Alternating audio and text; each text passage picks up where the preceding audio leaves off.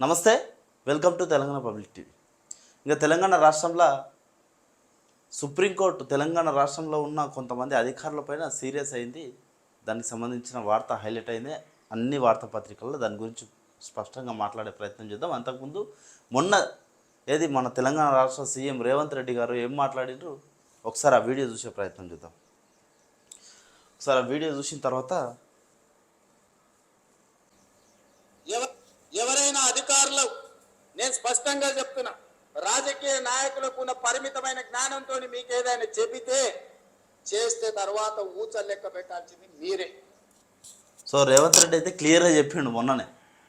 Already court అంతకుముందే ఒకసారి ప్రభుత్వానికి మొట్టికాయలు వేసింది. ఎందుకు మీరు ఆ కంచగచ్చిబౌలిలో ఉన్న అడవిని ఎందుకు విధ్వంసం చేసిర్రు, మళ్ళీ ఎట్లా పునరుద్ధరిస్తారు చెప్పాలి, లేకపోతే సిఎస్తో సహా అధికారులంతా జైలుకి వెళ్తారు అని చెప్పి గట్టిగా వార్నింగ్ ఇచ్చింది. ఈ నేపథ్యంలో రేవంత్ రెడ్డి నిన్నగాక మొన్న మాట్లాడిన మాటలు ఇవి. సో ఇది ఇట్లా ఉంటే దాని గురించి పూర్తిగా మాట్లాడదాం. అసలు రేవంత్ రెడ్డి మాట్లాడిన రెండో రోజుకే గట్టిగా సుప్రీంకోర్టు నుంచి అయితే పెద్ద ఎత్తున వాదనలు వచ్చినాయి. ఇంకా తెలంగాణ రాష్ట్రంలో ఉన్న సిఎస్ అంటే ఎవరు, ముఖ్యమంత్రి తర్వాత తెలంగాణ రాష్ట్రానికి సంబంధించిన అన్ని వ్యవస్థలను మ్యానిపులేట్ చేసేది సిఎస్. ఒకసారి దాని గురించి ఉండని. సో కొడంగల్ మండలంలో సీఎం నియోజకవర్గంలో ఏం జరుగుతుంది అనేది ఒకసారి మాట్లాడితే, సీఎం నియోజకవర్గంలో కొడంగల్ పక్కనే ఉన్న పోచమ్మకుంట తాండా అని ఉంటుంది. దాదాపు 2 రోజులు అవుతుందంట కరెంటు లేక. అక్కడ ఉన్న ప్రజలు మొరబెట్టుకుంటున్నారు, రేవంత్ రెడ్డి గారు మాకు 2 రోజులు అవుతుంది కరెంట్ లేక, సీఎం నియోజకవర్గం మాది అని చెప్పి ఊరికే మురిసిపోవడం తప్ప మాకు ఏం వసతులు లేవు, మేము అనుకున్నట్లు ఏం జరుగుతలేదు, ఎక్కడున్నారు మీరు అని చెప్పి అక్కడ ఉన్న ప్రజలు ఒక వీడియో తీసి పెట్టారు. చూడండి. మాది గ్రామ పంచాయతీ పోచమ్మ తాండా, మండలం కొడంగల్. మా తాండాలో నిన్నటి నుంచి నైటు 5 o'clock నుంచి 5 గంటల నుంచి ఇప్పటి వరకు కరెంట్ లేదు. 2 రోజులు అయిపోయింది. చిన్న పిల్లలు ఏమైనా ప్రాబ్లం జరిగినా ఏం రెస్పాన్సిబుల్ పట్టడం లేదు. కొడంగల్ ఏ ఆఫీస్ నుంచి ఏకు ఫోన్ చేసినాం, ఈడీ సార్కు ఫోన్ చేసినాం, లైన్ మ్యాన్కి ఫోన్ చేసినాం, అందరికీ ఫోన్ చేసినాం. ఇప్పటి వరకు ఏ పట్టింపు లేదు. మా తాండాలో ఏ ప్రాబ్లం జరిగినా ఇటగా ఎవ్వరు పట్టించుకోవడం లేదు. మా తాండా లీడర్లు గిట్ట పట్టించుకోవడం లేదు. ఇప్పటి వరకు 2 రోజులు అయిపోయింది. ఇప్పటి వరకు మా తాండాలో లైట్ లేదు. ఇప్పటి వరకు ఫస్ట్ టైము 2 రోజులు, ఫస్ట్ టైము 48 hours లైట్ పోయిందంటే ఇది ఫస్ట్ టైము. మా తాండాలో ఫస్ట్ టైం లైట్ పోయింది. అందువలన మాకు ఈ చిన్న పిల్లలు మాకు గిట్టంగా 2 ప్రతి ఇంట్లో 5, 6, 4, 2, 3 చిన్న పిల్లలు ఉన్నారు. ఏమైనా ప్రాబ్లం చూసిరు కదా. ఇంకా అదేవిధంగా తెలంగాణ రాష్ట్రంలో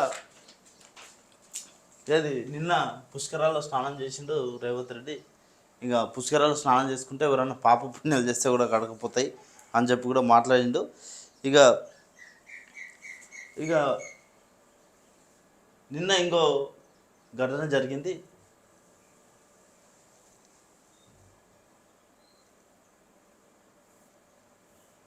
సో పెద్దపల్లి జిల్లాలో కాంగ్రెస్ నాయకుడిని చిత్తుకబాదిన రైతులు అని చెప్పి ఒక వార్త చూస్తున్నాం.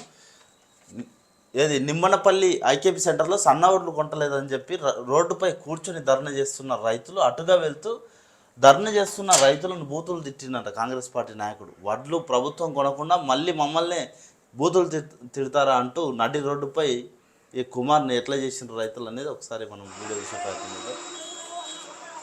ఇగో అట్లా కుమార్ అంట, ఈయన కాంగ్రెస్ పార్టీ నాయకుడు అంట.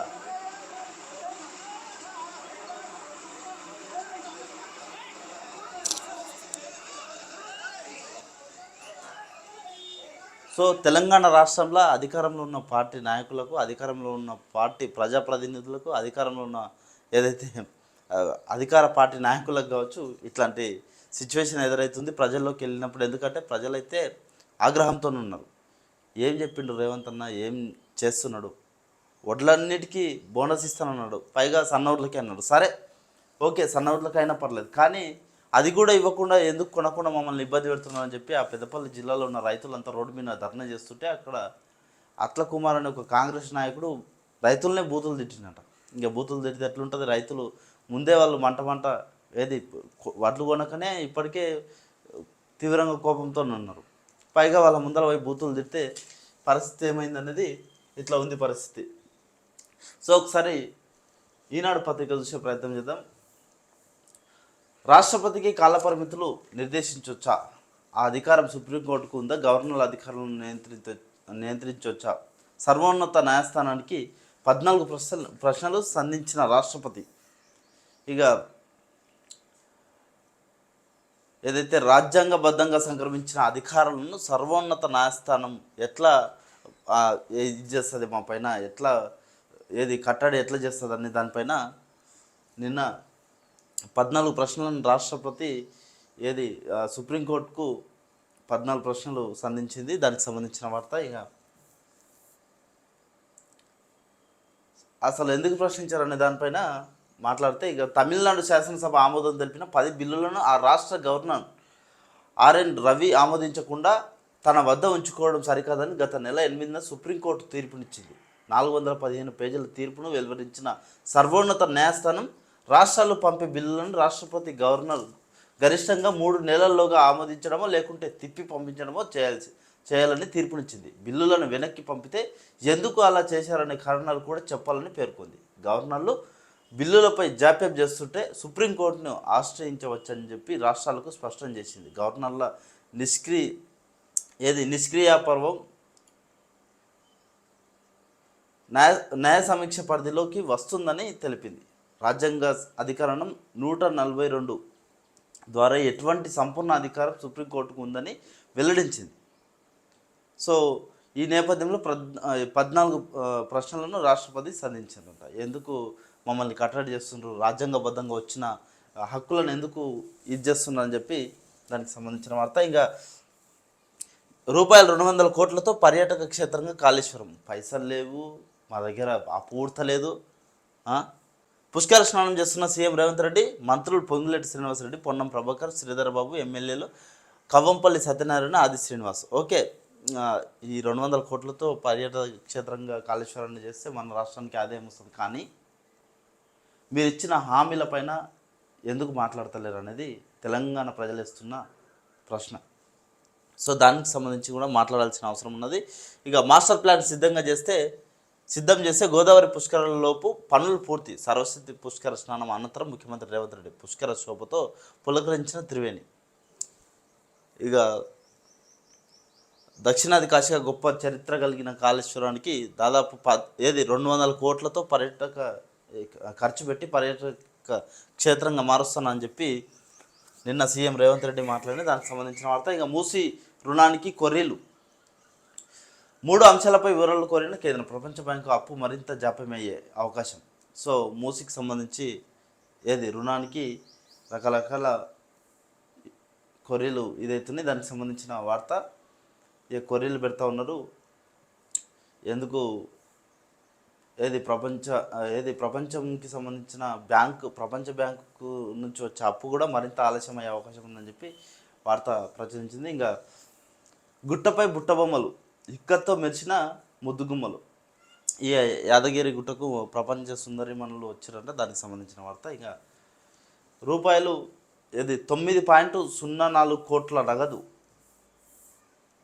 మహారాష్ట్ర టౌన్ ప్లానింగ్ అధికారి వైఎస్ రెడ్డి అక్రమార్జన గుట్టురట్టు. ముంబై, హైదరాబాద్లోని 13 నివాసాల్లో ఈడీ సోదాలు. ఇంకా ముంబైకి సంబంధించిన, మహారాష్ట్రకు సంబంధించిన టౌన్ ప్లానింగ్ అధికారి వైఎస్ రెడ్డి అనే ఒక పెద్ద మనిషి ఇంట్లో పెద్ద ఎత్తున దాదాపు 23.25 కోట్ల ఆభరణాలు దొరికినాయంట. అదేవిధంగా 9 కోట్ల నగదు దొరికిందంట. దానికి సంబంధించిన వార్త. కంచగచ్చిబౌలి భూముల్లో పచ్చదనం పునరుద్ధరించండి, లేదంటే సీఎస్ సహా 1/2 డజన్ మంది అధికారులు జైలుకు పోవాల్సి ఉంటుంది. ఇంతకుముందు మనం మాట్లాడినాం కదా, సీఎం రేవంత్ రెడ్డి స్వయంగా 2 రోజుల కింద చెప్పిండు. రాజకీయ నాయకులు చెప్పినట్లు, అది నేను కావచ్చు ఎవరైనా కావచ్చు అన్నట్లు చెప్పిండు. సో రాజకీయ నాయకులు చెప్పినట్లు విని మీరు వాళ్ళకున్న పరిమిత జ్ఞానంతో చెప్పిన వ్యవహారాన్ని మీరు చేస్తే అది మీ నెత్తి మీద పడుతుంది. తర్వాత మీరు ఊచలు లెక్క పెట్టాల్సి వస్తుందని చెప్పి మొన్న సీఎం రేవంత్ రెడ్డి ఏ విధంగా అయితే చెప్పిండో అదే జరుగుతుందని చెప్పి ఇక చెప్పొచ్చు. ఎందుకంటే క్లియర్గా ఏది తెలంగాణ ప్రభుత్వానికి CJ justice BR Gavai supreme court నుంచి వచ్చిన ఏదైతే ఈ తీర్పు ఉందో దానికి సంబంధించిన వార్తను హైలైట్ చేసింది ఈనాడు పత్రిక. ఇక మొన్న రేవంత్ రెడ్డి చెప్పినట్టు జరిగింది. ఇక స్వల్పకాలంలో డజన్ బుల్డోజర్లను పెట్టి కంచగచ్చిబౌలి భూముల్లో చెట్లను నరికేస్తారా? ఇదంతా ముందస్తు ప్రణాళిక ప్రకారమే జరిగినట్లు ప్రాథమికంగా కనిపిస్తోంది. 3 రోజుల వరుస సెలవులను చూసుకొని ఆ రోజుల్లో కోర్టులు అందుబాటులో ఉండవన్న విషయాన్ని సానుకూలంగా తీసుకున్నారంట. కోర్టులు కూడా లేకుంటే ఇక మమ్మల్ని ఎవరు ఏం చేయరని చెప్పి రాష్ట్ర ప్రభుత్వానికి న్యాయవాదిని నిర్దేశించి రాష్ట్ర ప్రభుత్వానికి సంబంధించిన న్యాయవాదిని ఉద్దేశించి సిజే జస్టిస్ బిఆర్ గవై మాట్లాడిన మాటలు ఇవి.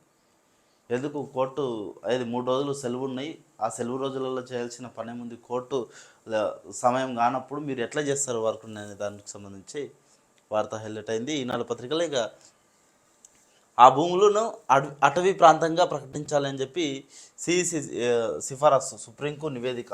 ఇక నీరసిస్తున్న పశుసంపద, తెలంగాణలో తగ్గుదల, జాతీయ పశుగణనలో వెల్లడి, రాష్ట్ర పశుసంవర్ధక శాఖ విశ్లేషిస్తున్న అధికారులు. ఇక మొత్తం మీద తెలంగాణలో పశుసంపద తగ్గిపోతుందంటే దానికి సంబంధించిన వార్త. ఇంకా చెరువుల్లో హార్మ్యాలు 386 ఎకరాల కబ్జా, వాటిలో భారీ ఎత్తున నిర్మాణాలు. టీజీఆర్ఏసీ నివేదికలో కీలక అంశాలు, నిర్మాణాల విలువ రూపాయలు 27,000 కోట్లని అంచనా, ఇప్పటి వరకు స్పందించని హైడ్రా. సో మొత్తం మీద దాదాపు 386 ఎకరాల కబ్జా పెడితే కూడా ఇప్పటి వరకు హైడ్రా ఏడుంది, ఏం పని చేస్తుందో అర్థమవుతలేదు. దానికి సంబంధించిన వార్త. ఇక హైదరాబాద్ నగర పరిధిలోని గండిపేట మండలం పుష్పాలగూడ చెరువు విస్తీర్ణం 19.58 ఎకరాలు. స్థిరాస్తి వ్యాపారంతో ఇది పూర్తిగా ఆక్రమణలకు గురైంది. 2014లో కొద్దిగా, 2023లో పూర్తిగా ఆక్రమణలకు గురైంది. విషయాన్ని అక్కడున్న గూగుల్ చిత్రాలు చూడవచ్చు. ప్రదేశంలో భారీ నిర్మాణాలకు రెరా హెచ్ఎండిఏ అనుమతులు ఇచ్చాయి.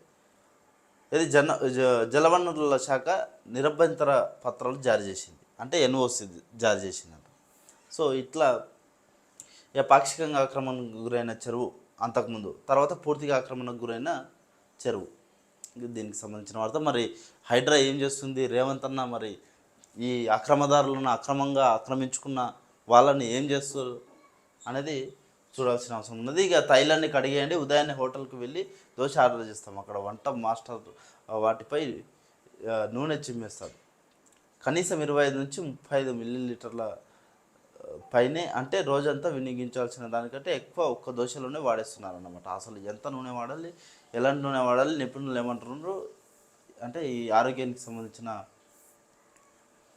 వార్తను హైలైట్ చేసింది ఈనాడు పత్రిక. ఇక నీటి వనరుల్లో భారీ ప్రాజెక్టులు, ఆక్రమించిన నీటి వనరుల్లో అనేక భారీ ప్రాజెక్టులు ఉన్నట్లు అధికారులు గుర్తించారు. వాటిని నివాస ప్రాంతాలు, వాణిజ్య కట్టడాలు, హైరైజ్ ప్రాజెక్టులు ఉన్నాయని, ఇవన్నీ పూర్తిగాను పాక్షికంగాను నీటి వనరులను ఆక్రమించి కడుతున్నట్లు గూగుల్ చిత్రాలు తెలియజేస్తున్నాయి. ఇంకా హైడ్రా మరి ఎంతవరకు పనిచేస్తుంది అన్నది ఇప్పుడు తెలుస్తుంది హైడ్రా సంగతి. ఇక ఇది సంగతి. మద్యం కుంభకోణం కేసు ఏపీ సిఐడి అంట, దీనికి సంబంధించిన మద్యం కుంభకోణంకి సంబంధించిన చిన్న కార్టూన్ వేసింది ఈనాడు పత్రిక. ఇక దానికి సంబంధించి ఒకసారి నమస్తే తెలంగాణ పత్రిక చూస్తే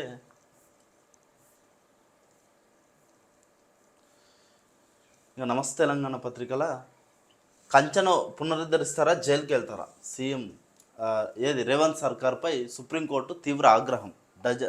డజను బుల్డోజర్లు తెచ్చి 1000 చెట్లను కూల్చేస్తారా, వారాంతరాన్ని అనుకూలంగా మలుచుకుంటారా, పక్క ప్లాన్తోనే ఇదంతా చేస్తున్నారని తెలిసింది. అడవిని అక్కడ ఎలా పునరుద్ధరిస్తారో చెప్పండి, లేదంటే సిఎస్ 6 డజను అధికారులు జైలుకే. సుప్రీంకోర్టు ద్విసభ్య ధర్మాసనం హెచ్చరిక.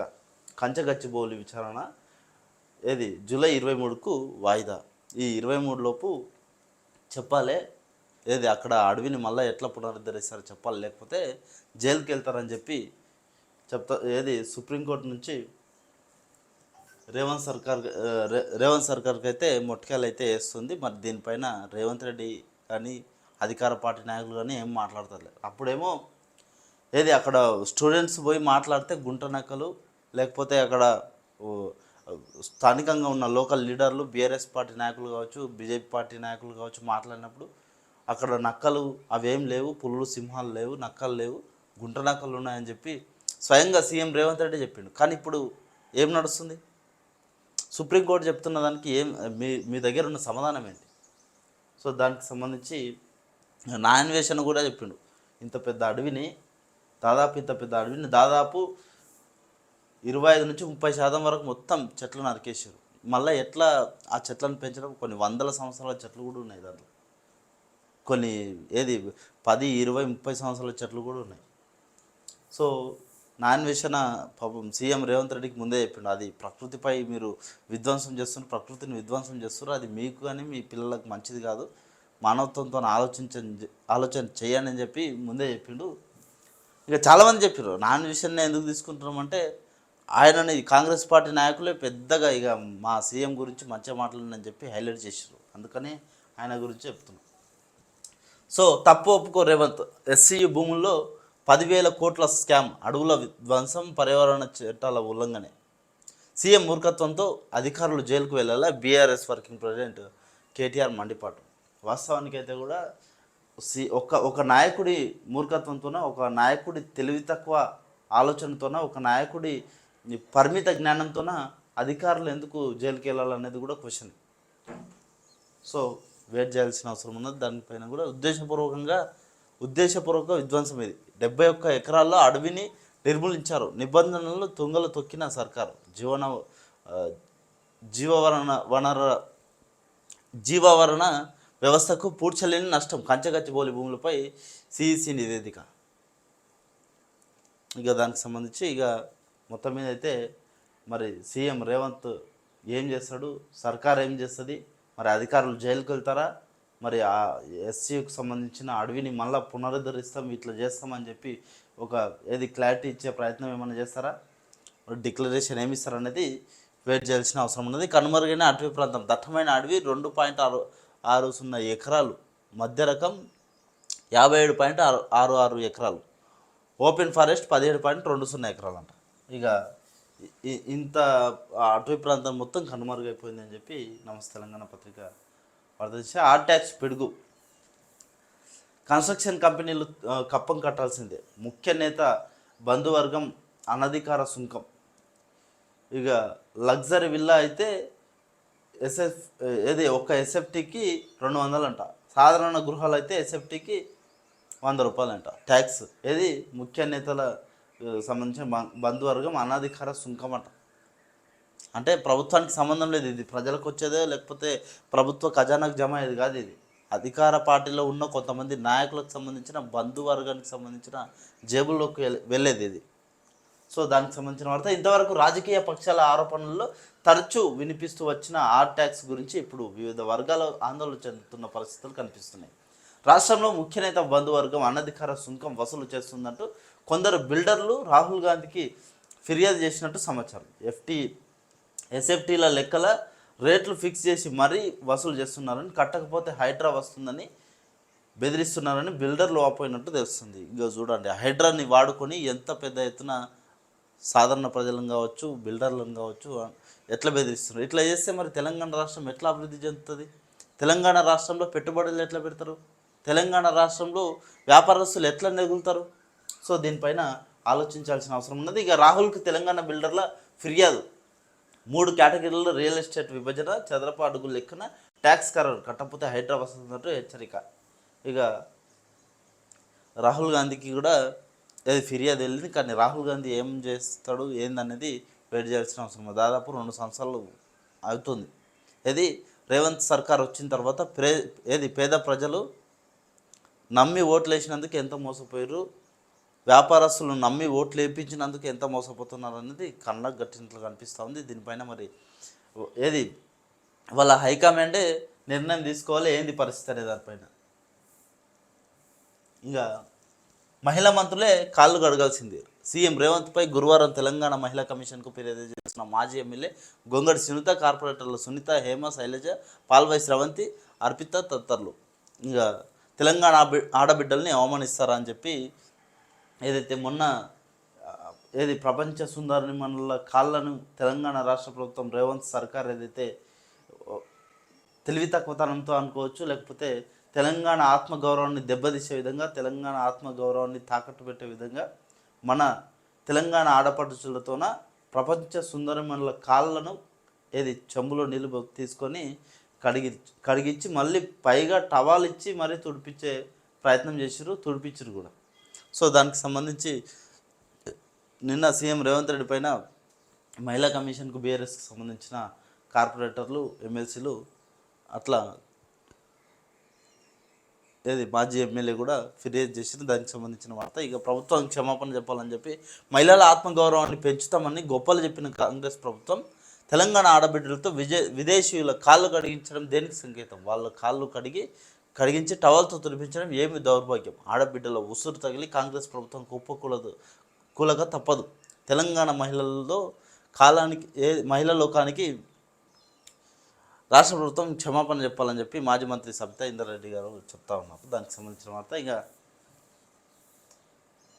నోట్ల కట్టలు, బంగారు బిస్కెట్లు ఇక ఎక్కడ చూసినా మన ముంబై టౌన్ ప్లానింగ్కి సంబంధించిన అధికారి ఇంట్లో దానికి సంబంధించిన వార్త. ఇక మొత్తం నోట్ల కట్టలు, బంగారు బిస్కెట్లు దొరికినాయని చెప్పి నమస్తే తెలంగాణ పత్రిక ప్రచురించింది. ఇంకా ఆర్థిక ఇబ్బందులతో హోంగార్డ్ ఆత్మహత్య. రాచకొండ కమిషనరేట్ పరిధిలో గోవర్ధన్ బలవన్మరణం. వేతనం సమయానికి అందకపోవడంతో మనస్తాపం. ప్రభుత్వ తీరుతో ప్రతి నెల ఇబ్బంది పడుతున్న ఉద్యోగులు, సర్కారుపై తీవ్రంగా మండిపడుతున్న హోంగార్డులు. ఇప్పటికి రాలిన మట్టిపూలు 498. అప్పుల బాధతో రైతు ఆత్మహత్య. సాగు ఇంటి నిర్మాణానికి 5 లక్షల అప్పు. మెదక్ జిల్లాలో ఘటన.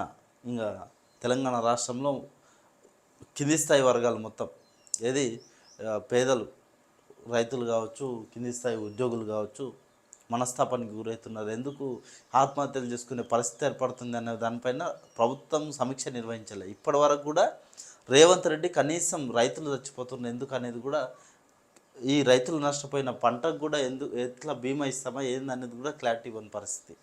సో దానిపైన రేవంత్ సర్కార్ అయితే ఆలోచించాల్సిన అవసరం ఉన్నది. ఇక సుంకం సంకటం. అమెరికా ఉత్పత్తులపైన భారత్ జీరో టారిఫ్. బాంబు పేల్చిన ట్రంప్. ఇండియాను ఇరకడంలో పెడుతున్న అమెరికా అధ్యక్షుడి నిర్ణయాలు. టారిఫ్పై ఇంకా తుది నిర్ణయం తీసుకోలేదన్న మంత్రి జయశంకర్. భారత్ నుంచి బయటపడింది యాపిల్ సంస్థకు ట్రంప్ సూచన. ఏది భారత్ నుంచి బయటపడని చెప్పి యాపిల్ సంస్థకు ట్రంప్ సూచన చేసినట్టు వార్త వచ్చింది. ఇక పాకిస్తాన్తో అంటకాగుతున్న తుర్కియాకు క్షిపణుల విక్రయానికి అమెరికా గ్రీన్ సిగ్నల్. ఇంకా భారత్ మీద ట్రంప్ కక్ష కట్టినట్టే కనిపిస్తున్నదన్న.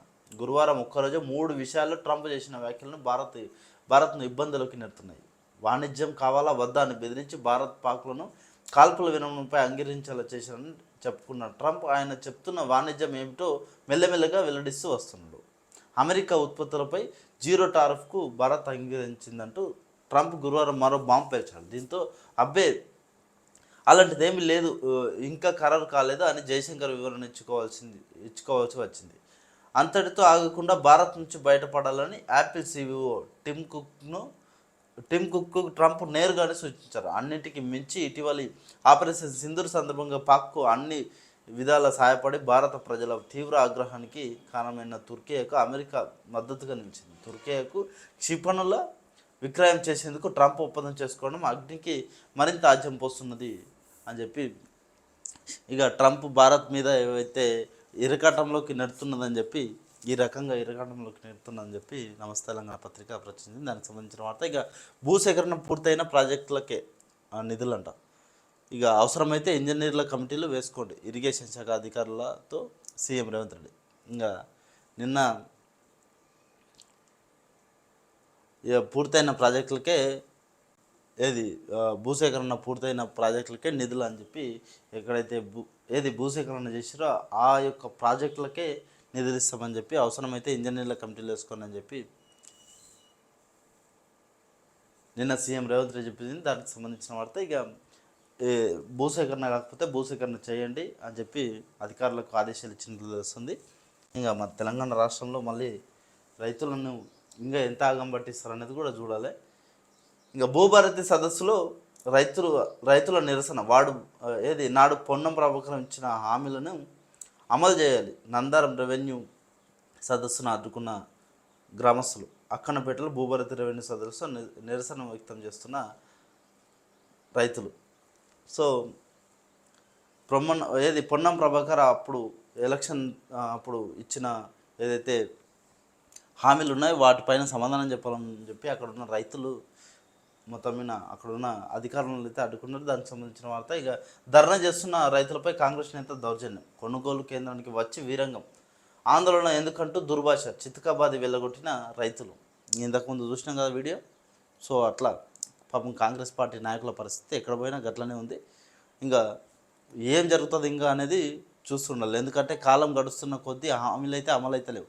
ఇంకా రైతు బంధు రాకపోయాడు, రైతు బీమా వస్తుంది ఇక 10 రోజులలో వస్తుంది అంటే అది రాకపోయా. కళ్యాణ లక్ష్మి ఏది తులం బంగారం అప్పుడే ఇక పందిట్లనే ఇక పుస్తక కట్టేటప్పుడు తులం బంగారం పెడతామని చెప్పి అది లేకపోయా. మహిళలకు 2500 ఇస్తామని చెప్పి అది లేకపోయా. ఇది ఫ్రీ కరెంటు ఒకటి నడుస్తుంది అనుకుంటా. ఈ గ్యాస్ అయితే అందరికీ తెలిసిన విషయమే. ఈ ఏమిట్లో రేవంత్ సర్కార్ హామీ నిలబెట్టుకున్నది, నిరుద్యోగులకు జాబ్ క్యాలెండర్ వేస్తామని చెప్పి 2 ఏళ్ళు అవుతుంది. వేసిందా? అసలు ఏ వ్యవహారం చూసుకున్నా కూడా ఫెయిల్. మరి ప్రజలు ఓపిక కోల్పోయారు, సహనం కోల్పోతే ఎట్లా ఉంటుంది అనేది రేవంత్ సర్కార్ చూస్తుంది. అందుకే జల్దీ వీళ్ళని తొందరగా ప్రభుత్వానికి రెఫరెండంగా మారుతున్న స్థానిక ఎలక్షన్లో పెట్టాలని చెప్పి కోరుతున్నాం. సో నెక్స్ట్ జర్నలిస్ట్ శంకరన్నకు సంబంధించిన తెలంగాణ పత్రిక చూసే ప్రయత్నం చేద్దాం.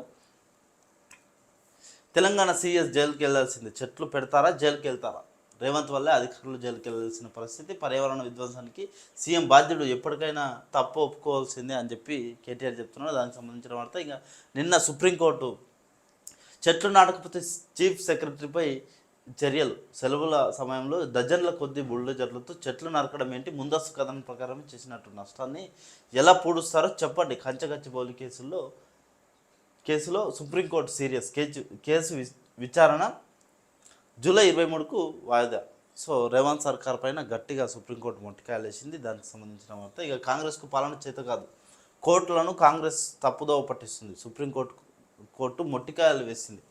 అబద్ధాల పునాదులపై కాంగ్రెస్ వచ్చింది, ప్రజలకు ఇచ్చిన ప్రజలకు హామీలు ఇచ్చి మోసం చేసింది, ప్రజలు ఇబ్బందులు పడుతున్నారు, అభివృద్ధి చేయకుండా బీఆర్ఎస్పై బురద జల్లుతున్నారని చెప్పి బీఆర్ఎస్ ఎమ్మెల్యే కేపీ వివేకానంద చెప్తా ఉన్నారు. దానికి సంబంధించిన వార్త. ఇక రేవంత్ రెడ్డికి మతి భ్రమించింది, పూటకో మాట మాట్లాడుతున్నాడు.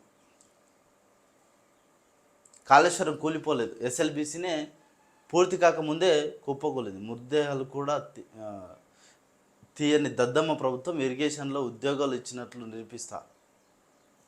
సో రేవంత్ రెడ్డి రాజీనామా చేస్తారని చెప్పి నిన్న హరీష్ రావు బీఆర్ఎస్పై ఆరోపణలు చేస్తే ఊరుకోమని చెప్పి హరీష్ రావు చెప్తున్న అంశాన్ని తెలంగాణ పత్రిక హైలైట్ చేసింది. దానికి సంబంధించిన వార్త. ఇంకా నిజానికైతే రేవంత్ అన్న ఏం మాట్లాడుతున్నాడు ఏందో అనే అర్థమవుతలేదు. ఎస్ఎల్బీసీ గురించి ఒకసారి కూడా మాట్లాడు, కానీ మరీ ఎక్కడ చూసినా కూడా కేసీఆర్ కాళేశ్వరం వీటినే మాట్లాడుతున్నాడు. వీళ్ళు ఇచ్చిన హామీల గురించి మాట్లాడతలేరు, వీళ్ళు చెప్పిన వ్యవహారం పైన మాట్లాడతలేరు. ఇక ఇది ఇలా ఉంటే ఇక అకాల వర్షం అన్నదాతలు ఆగమగం, ఐకేపీ సెంటర్లలోనే ధాన్యం, అకాల వర్షంతో తడిసిన వైనం, రోజులు దాటినా జరగని కొనుగోలు, వడ్లు తడుస్తున్నా పట్టించుకొని అధికారులు. సో తెలంగాణ రాష్ట్రంలో ఇట్లా ఉంది పరిస్థితి, రైతుల పరిస్థితి. రైతు రాజ్యం వచ్చిన తర్వాత ఇట్లా ఉంది. దానికి సంబంధించిన వార్త. ఇక వడ్ల కొనుగోలులో సర్కార్ నిర్లక్ష్యం, రైతులను మిల్లర్లు దోపిడీ చేస్తున్నారు, గన్ని బ్యాగులు టార్పాలిన్లు లేవు, రైతులకు ఇచ్చిన హామీలేవి నెరవేర్చలేదు, సర్కారుపై ఏలటి మహేశ్వర్ రెడ్డి ఫైర్. ఇక ప్రభుత్వ నిర్లక్ష్య వైఖరి, ప్రభుత్వానికి బీజేపీకి సంబంధించిన ఏలటి మహేశ్వర్ రెడ్డి నిన్నైతే గట్టిగా వేసుకున్నాడు. ఇక దానికి సంబంధించిన ఆత్మగౌరవాన్ని దెబ్బతీశారు, విదేశీ మహిళల కాళ్ళు కడిగించి అవమానించారు, కాంగ్రెస్ బానిసత్వం వైపు నడుస్తుంది, మహిళలకు రేవంత్ క్షమాపణ చెప్పాలని చెప్పి సోనియాకు మాజీ మహిళా మంత్రుల లేఖ. సో తెలంగాణ రాష్ట్రంలో మహిళలను అవమానపరుస్తున్నాడు సీఎం రేవంత్ రెడ్డి అని చెప్పి సోనియాకు మాజీ మహిళా మంత్రులు లేఖ రాశారు. దానికి సంబంధించిన వార్త. ఇక ఆడబిడ్డలను అవమానిస్తారా, అందాల పోటీలకు వచ్చిన వాళ్ళకు మహిళా మంత్రులతో కాళ్ళు కడిగిస్తే మంచిగుండు అని చెప్పి తెలంగాణ భవన్లో నిన్న బీఆర్ఎస్ నేతలు పెట్టిన ప్రెస్ మీట్కి సంబంధించిన వార్త. ఇక కాళేశ్వరం అభివృద్ధికి కృషి, తొలిసారిగా టెంట్ సిటీ ఏర్పాటు, త్వరలోని గోదావరి కృష్ణ పుష్కరాలు, సరస్వతి పుష్కరాల్లో సీఎం రేవంత్ రెడ్డి పుష్కర స్నానం ఆచరించిన ముఖ్యమంత్రి మే 26 వరకు జరగనున్న ఈ మహాక్రతువు. ఇక నరసన్న సన్నిధిలో యాదాద్రిలో సుందరిమణుల సందడి, మాట నిలబెట్టుకో అని చెప్పి బండి చెప్తా ఉన్నాడు. ఇక దానికి సంబంధించిన వార్త. ముగ్గురు జైషే ఉగ్రవాదులు హతం. ఇక మహేష్ గౌడ్కు 2 పదవులు ఎందుకు, మళ్ళీ ఆయన కుటుంబానికి పదవులు. కాంగ్రెస్ పార్టీలో కష్టపడ్డ మహిళలకు అన్యాయం జరుగుతుంది, నామినేటెడ్ పోస్టులో అవకాశమే లేదు, ఏడాదిన్నరగా ఒక్క పదవి కూడా ఇవ్వలేదు, హరాస్మెంట్ చేయొద్దు, వెళ్ళిపోమంటే వెళ్ళిపోతామని చెప్పి మహిళా కాంగ్రెస్ అధ్యక్షులు సునీతారావు చెప్తూ ఉంటారు. తెలంగాణ రాష్ట్రంలో ప్రతిపక్షానికి సంబంధించిన మహిళా నాయకులు, అధికార పార్టీకి సంబంధించిన మహిళా నాయకులు ఇద్దరు కూడా ప్రభుత్వం పైన దుమ్మెత్తిపోస్తున్నారు. ఎందుకు మహిళలకు అన్యాయం చేస్తున్నాను అని చెప్పి దీనిపైన సీఎం రేవంత్ రెడ్డి మాట్లాడాల్సిన అవసరం అయితే ఉన్నది. సో మొత్తం మీద ఇది పరిస్థితి. సో తెలంగాణ రాష్ట్రంలో అయితే రేవంత్ సర్కార్ వచ్చిన తర్వాత ప్రజలు ఎట్లా ఇబ్బంది పడుతున్నారు, మహిళలు ఎట్లా ఇబ్బంది పడుతున్నారు, నిరుద్యోగులు, రైతులు, పేదవర్గ ప్రజలు, అణగారిన వర్గ ప్రజలు, వీళ్ళంతా అంటే వాస్తవానికి చెప్పాలంటే దళిత బంధు మేము 15 లక్షలు 12 లక్షలు ఇస్తామని చెప్పినట్లున్నారు. వీళ్ళు ఏడుంది మళ్ళా అసలు ఏ వర్గం చూసుకున్నా ఏం లేదు. సో సీఎం రేవంత్ రెడ్డి గారు దయచేసి తెలంగాణ రాష్ట్ర ప్రజలకు ఇచ్చిన హామీలు నెరవేర్చమని చెప్పి కోరుతా ఉన్నాం. అదేవిధంగా రైతు బంధు వస్తుంది, ఇక రైతు భరోసా మార్చి 31కి వస్తుందని చెప్పారు కదా. ఇక దానికి సంబంధించి మళ్ళీ ఊసలేదు. రైతు బంధు 4 ఎకరాల లోపు వరకే ఆఫ్ చేసారు. అది కూడా 4 ఎకరాల లోపు వాళ్ళకు కూడా కొంతమందికి పడింది, ఇంకొంతమందికి పడలేదు. చాలా అవకతవకలు నడుస్తున్నాయి. దీనిపైన ప్రభుత్వం దృష్టి పెట్టి తప్పకుండా తెలంగాణ రాష్ట్ర ప్రజలకు ఇచ్చిన హామీలను కూడా నెరవేర్చే ప్రయత్నం చేయాలని చెప్పి కోరుకుంటూ